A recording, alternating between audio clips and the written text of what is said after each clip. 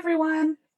I've been reading about the people involved in the Salem witch trials lately, and something occurred to me.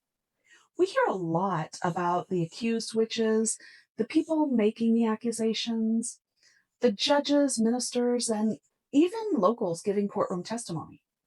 But I started wondering about everybody else. What about the people standing around the edges of the story? Because whenever fear sweeps through a community, people don't just stop living their lives. They still need food, a place to sleep, and they still have to earn a living. And if enough people start showing up in one place, somebody usually profits from the crowds. By 1692, Salem had become the center of one of the most famous panics in American history. Accusations spread quickly through the small Puritan community, and neighbors were accusing neighbors, families found themselves divided, people were arrested and taken away to jail. Examinations drew curious and excited spectators. Trials brought in witnesses. Relatives were traveling in hopes of visiting imprisoned family members. Before long, Salem wasn't just dealing with its own residents anymore. Magistrates and ministers traveled in to observe the proceedings. Curious visitors came in hoping to see the strange events for themselves, and merchants followed the crowds. Some came because they genuinely feared witchcraft. Others came for the same reason people have always gathered around a spectacle. They just wanted to see what all the excitement was about. And of all these people, they needed somewhere to stay, somewhere to eat or share a mug of ale, somewhere to warm themselves and put their feet up after a long journey. And maybe most importantly, they needed somewhere to hear the latest news. And that's where Mary Padishal Gedney enters the story.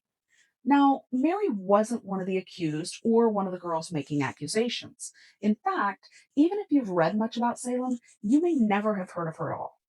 But she may have been one of the few people in Salem who was positioned to benefit from everything that was happening.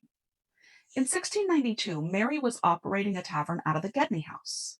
Now, that alone made her somewhat unusual because we're talking about the late 1600s here. Women weren't running around having businesses of their own, doing things independently.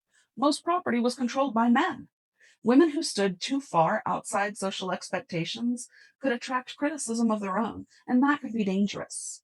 But Mary was a widow, and that gave her a degree of independence that many women of her time simply didn't have. She controlled property and operated a successful business, and even while accusations were flying from every direction, she somehow avoided becoming a target. Now, to be fair, we can't know exactly why, but it probably didn't hurt that she was related to Bartholomew Gedney, one of the judges involved in the trials. I'm just saying. But what's really interesting is where she worked. Because when most people hear the word tavern, they're picturing a place like a modern bar or club, a place where people went to drink and dance. But that's not really how colonial taverns worked. I mean, they may have done some dancing, and it's possible there was drinking. But back then, a tavern was part hotel, part restaurant, part meeting hall, part business office, and really a community gathering space. If you were traveling, you might rent a bed there. If you needed a meal, you probably ate there. There are even accounts of trial related proceedings like examinations and interrogations happening inside taverns.